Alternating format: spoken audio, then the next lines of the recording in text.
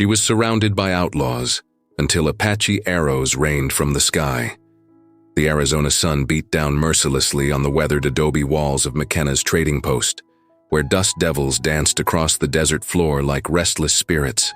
Sarah McKenna wiped sweat from her brow as she arranged bolts of calico on the wooden shelves, the familiar scent of leather, tobacco, and sage filling the cramped interior. Outside, the Sonoran desert stretched endlessly toward purple mountains that shimmered in the heat.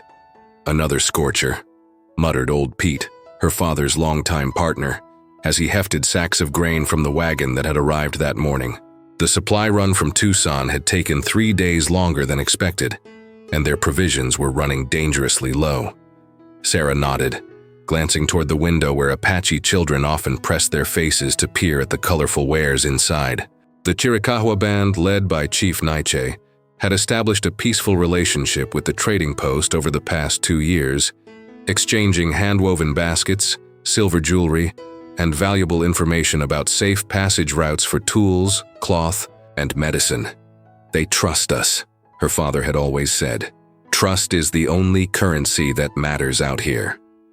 The bell above the door chimed as Maria Delgado entered, her weathered hands clutching a basket of pine nuts. The elderly Apache woman had become like family to Sarah, teaching her the names of desert plants and their healing properties during long summer afternoons. "The men are restless," Maria said quietly in her accented English, setting the basket on the counter. "Riders came through our camp yesterday. Bad men, asking questions about the post, about you." Sarah's stomach tightened. Outlaws had been increasingly bold since the cavalry reduced their patrols in the region. The remote trading post, sitting at the crossroads between 3 territories, made an attractive target for desperate men. "What kind of questions?" Sarah asked, counting out coins for the pine nuts. "About your father's trips to the bank in Tombstone, about how much silver passes through here." Maria's dark eyes held genuine concern. "My grandson saw their tracks this morning, circling like buzzards. They're watching." Through the window, Sarah noticed the unusual stillness of the desert. Even the roadrunners had disappeared, and no dust clouds marked the horizon. The Apache had taught her to read these signs. When the desert went quiet, danger was near. "Pete," she called softly, "check the rifles." As afternoon shadows began to lengthen, Sarah felt the weight of isolation pressing down on her shoulders. The nearest settlement was a hard day's ride, and her father wouldn't return from his business in Phoenix for another week. The trading post had always felt like a sanctuary, a bridge between 2 worlds, but now it seemed as vulnerable as a tumbleweed in a dust storm. Maria gathered her coins and paused at the door. "The desert has many eyes, Sarah. Some friendly, some not. Tonight, you should not sleep alone." The outlaws arrived with the setting sun, their horses' hooves drumming against the hard-packed earth like an ominous heartbeat. Sarah watched from behind the trading post's heavy wooden shutters as 5 men dismounted near the water trough, their spurs jangling with each step. Their leader, a scarred man with cold blue eyes, wore a sheriff's badge that looked suspiciously new. "Miss McKenna," he called out, his voice carrying a false friendliness that made Sarah's skin crawl. "Name's Jack Morrison. We're tracking some stolen horses, wondering if you might have seen anything unusual." Sarah kept her Winchester within reach as she cracked open the door. "Haven't seen any stolen horses, Sheriff. When did you say they went?" "Missing. Didn't say," Morrison replied, his smile not reaching his eyes.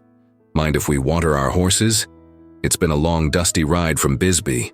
The lie came so easily that Sarah wondered how many other badges Morrison had stolen, how many other isolated homesteads he'd visited with the same predatory smile. Pete emerged from the barn, shotgun casually slung over his arm, his weathered face showing no emotion. "Trading posts closed for the evening," Pete announced. "You boys best move along before it gets full dark. Desert's no place to be riding." "Blind!" Morrison's men spread out in a loose semicircle, their hands resting on their gun belts. The leader laughed, a sound like breaking glass. "Now that's not very neighborly. We've come a long way, and we've heard interesting stories about this little trading post. Stories about silver shipments and fat bank deposits." "Stories have a way of growing in the telling," Sarah replied evenly. though her heart hammered against her ribs. "Especially out here where there's not much else to talk about." The outlaw's expression hardened.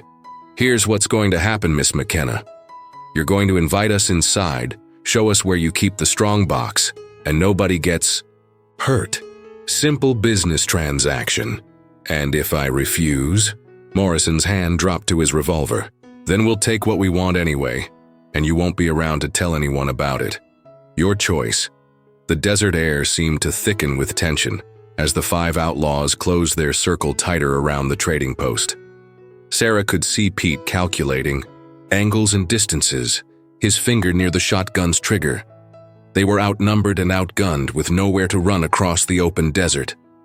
"You've got 5 seconds to decide," Morrison continued, pulling his gun halfway from its holster. "One way or another, we're going inside." Sarah raised her hands slowly, her mind racing through possibilities.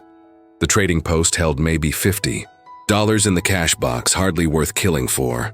But these men had the desperate look of those who'd already crossed too many lines to turn back. "All right," she said quietly, "but Pete stays outside with the horses." "Pete comes in too," Morrison countered. "Wouldn't want him getting any heroic ideas." As the outlaws herded them toward the door, Sarah caught a glimpse of movement in the rocks above the post, a flash of brown skin and black hair that vanished before she could be certain. Maria's words echoed in her mind. The desert has many eyes. She could only pray that some of those eyes belonged to friends. Inside the trading post, the outlaws ransacked shelves with methodical efficiency, while Morrison held his gun on Sarah and Pete. Bolts of cloth tumbled to the floor, and jars of preserved goods shattered against the adobe walls. The careful order Sarah had maintained for years disappeared in minutes. "Where's the strong box?" Morrison demanded, pressing his revolver against Sarah's temple. "Don't tell me a trading post this successful doesn't have serious money hidden." "Somewhere." "Bank drafts in the desk drawer," Sarah gasped, the gun barrel cold against her skin. "Dad took most of the cash to Phoenix yesterday." One of the outlaws, a thin man with nervous eyes, rifled through the desk until he found the papers. "Boss, it's only a $40 draft. This is chicken feed." Morrison's face flushed with rage. $40? We rode 3 days for 40. Goddamn dollars? He struck Sarah across the face with the gun barrel, sending her stumbling into Pete's arms. Blood trickled from her split lip. "Easy, Jack," another outlaw cautioned. "No need to—" "Shut up, Frank," Morrison snarled. "This whole thing's been a waste. Time to cut our losses and make sure there's no witnesses." Through the window, Sarah noticed the horses growing restless, their ears pricked forward and nostrils flaring. Pete caught her eye and nodded almost imperceptibly toward the back door. Whatever was coming, he'd sensed it too. Morrison cocked his revolver. "Sorry, Miss McKenna. Nothing personal, but—" The first arrow punched through the window with a whisper of fletching, taking the nervous outlaw in the shoulder and spinning him around like a child's top. He screamed and clutched at the wooden shaft protruding from his flesh. "Apache!" Frank shouted, diving for cover behind the overturned table.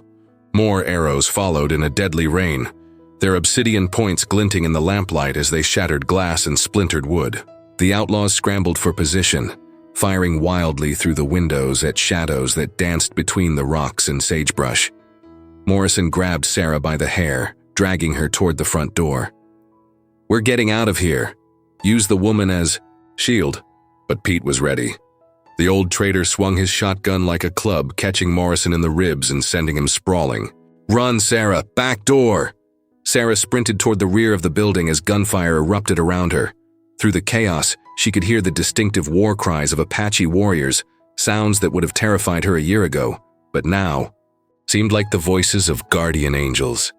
She burst through the back door into the desert night, nearly colliding with a figure that materialized from the darkness.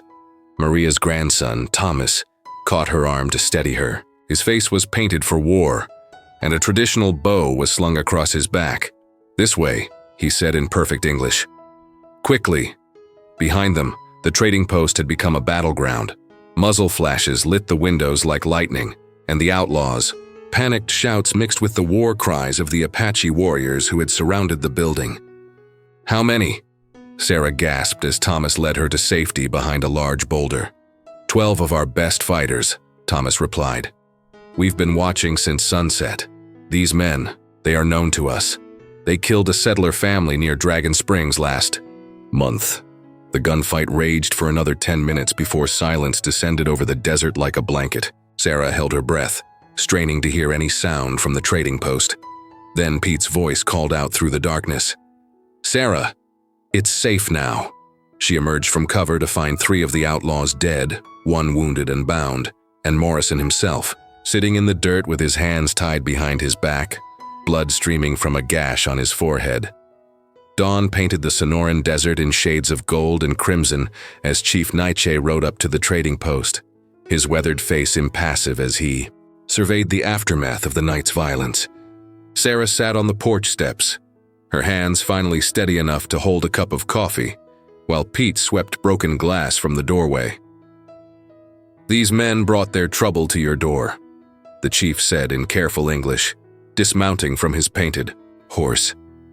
But they also brought death to our people first. Thomas emerged from the trading post carrying Morrison's badge and a leather satchel. We found these in his saddlebags, grandfather. 3 more badges, all from different towns, and gold, coins marked with bank stamps from Tucson. Sarah studied Morrison's battered face as he sat bound against the hitching post. In daylight, stripped of his swagger and false authority, he looked like what he truly was. A desperate man who'd chosen the wrong path and followed it too far to turn back. The wounded one. He talks freely when the pain comes. Chief Nietzsche continued. They robbed the stage near Benson 2 weeks ago, killed the driver and took a strong box meant for the garrison. That explains the cavalry badges, Pete muttered, shaking his head. Bastards probably sold the soldiers' own equipment, back to them in Tombstone. The Apache chief approached Morrison, who flinched away from the older man's intense gaze. You killed Jacob Crowfeather and his wife near Dragon Springs. They were traveling to trade horses with the whites, carrying no weapons. Tell me why. Morrison's voice came out as a croak. They saw us burying the strongbox, couldn't let them talk. Children, Thomas added quietly. They had 2 children, 8 and 10 years old. Sarah felt sick to her stomach. The trading post had been built on trust between communities, on the idea that people could find common ground despite their differences. Men like Morrison poisoned that trust, left scars that took generations to heal. What happens now? She asked Chief Nietzsche.